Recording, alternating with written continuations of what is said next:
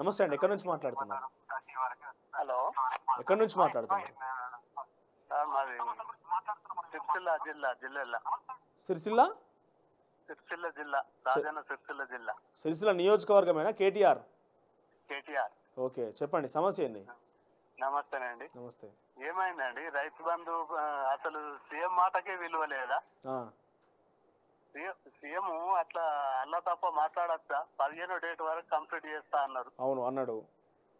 మరి ఏది ఇప్పటి వరకు ఎంతకి ఇచ్చిండు? ఏది ఎన్ని ఎకరాలకు ఉంది ప్రెసెంట్ మీకు? మాకు 5 ఎకరాల 30 గుంటలు ఉంది. ఓకే, ఎంతకి ఇస్తాడు? 5 ఎకరాలకి ఇస్తాడా, 6 ఎకరాలకి ఇస్తాడా, 10 ఎకరాలకి ఇస్తాడా? ఏది క్లారిటీ అనేది లేదా ఈ ప్రభుత్వానికి? మళ్ళీ ఎట్లా ఇస్తామండి ఓట్లు? పార్లమెంట్ ఎన్నికలు వస్తున్నాయి, మరి ఏం చేద్దాం అనుకుంటున్నారు? ఏంది చేసేది? మా ఇష్టం మేము. ఎట్లా చేస్తే టిఆర్ఎస్ ప్రభుత్వం గట్లా చేసిందని దాన్ని పక్కకు పెట్టలేదా? అవును. ఎట్లుంది పంట నష్టపోయారు? సిరిసిల్ల వడగళ్ల వారితో కూడా కొంత పంట నష్టం జరిగినట్టున్నది కదా. వచ్చిరా అధికారులు నివేదికలు రెడీ చేస్తున్నట్టు వచ్చిరా అధికారులు ఎవరన్నా? ఇంకా రాలేదు. సో పంట నష్టపోయారు అయితే? పంట నష్టపోయినాము, రాలిపోయినాయి. ఓకే, అది లేదు ఇది లేదు. అసలు సీఎం మాటకే విలువ లేకపోయినాక సీఎం ఉండేందుకు? ఇక తననే అన్నారు కదా మార్చి 15 వరకు రైతు బంధు కంప్లీట్ చేస్తామని. 3 సార్లు మాట మార్చి లేదు. 9 తారీఖు మొత్తం ఇస్తా అన్నారు ఒకసారి, తర్వాత ఫిబ్రవరి అన్నారు, తర్వాత మార్చి 15 అన్నారు. 4-5 సార్లు మాట మార్చారు. ఇగరనే ఇస్తారనుకుంటే ఈ రోజు వరకు ఏం లేదు. సరే, వ్యవసాయ శాఖ మంత్రి బయటకు వచ్చి మీరు చూసే ఉంటారు అక్కడ. వ్యవసాయ శాఖ మంత్రి బయటకు వచ్చి పంట నష్ట పరిహారంతో పాటు రైతు బంధు పథకం కూడా 2-3 రోజుల్లో మొత్తం కూడా రైతు బంధు పథకం కంప్లీట్ చేస్తాం. ఆ తర్వాత పంట నష్టం కూడా అధికారులు వచ్చి నివేదికలు తయారు చేస్తున్నారు, పోయి గ్రౌండ్ లెవెల్ రైతుల దగ్గర సందర్శిస్తున్నారు అంటున్నారు. అధికారులు వచ్చింది లేదు, నివేదిక తయారు చేసింది లేదు, వాళ్ళు ఇచ్చింది లేదు, పాలేదు. మళ్ళీ ఏమన్నా అంటే ఎలక్షన్. ఏమనిపిస్తుంది మరి? 100 రోజులు అయిపోయినాయి, పార్లమెంట్ ఎన్నికలు వచ్చినాయి. 100 రోజుల్లో మేము చాలా బాగా చేసినామని చెప్పి కాంగ్రెస్ పార్టీ చెప్తున్నది. చాలా కొంత ప్రభావం చూపించామని అంటున్నది. మీరు ఎట్లా ఫీల్ అవుతున్నారు? ఏమైనా ప్రభావం చూపించిందా?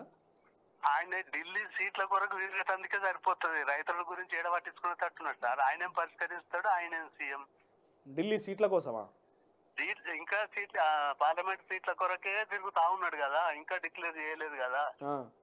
ఆయన ఉండి ఇంకా రైతుల సమస్యలు పరిష్కరించి రైతు బంధు, రైతు నష్టము ఇవన్నీ వేసేటట్టున్నాడు ఆయన. సరే, రైతు బంధు కాకుండా ఇంకా ఇతర పథకాలు ఎట్లా అనిపించినాయి మీకు? 500 గ్యాస్ సిలిండరు, గృహజ్యోతి, ఇవన్నీ ఎట్లా అనిపించినాయి? ఈ గృహజ్యోతి అంటే వచ్చింది. ఓకే. ఫ్రీ బస్ అంటే ఆ ఫ్రీ బస్ పెట్టి నుంచి ఇదివరకు బస్సు కూడా ఎక్కలేము. మేము ఎక్కలేదు ఇంకా, ఇదివరకు కూడా ఎక్కలేము. మాకు ఆ బస్సు ఎక్కవలసిన అవసరం కూడా లేదు. ఇదివరకు బస్సు కూడా ఎక్కలేము. గ్యాస్ సిలిండర్ అంశం ఎట్లున్నది? గ్యాస్ సిలిండర్ ఇంకా తీసుకోలే, అంతకు ముందే బుక్ చేసుకున్నాము, ఇంకా తీసుకోలే.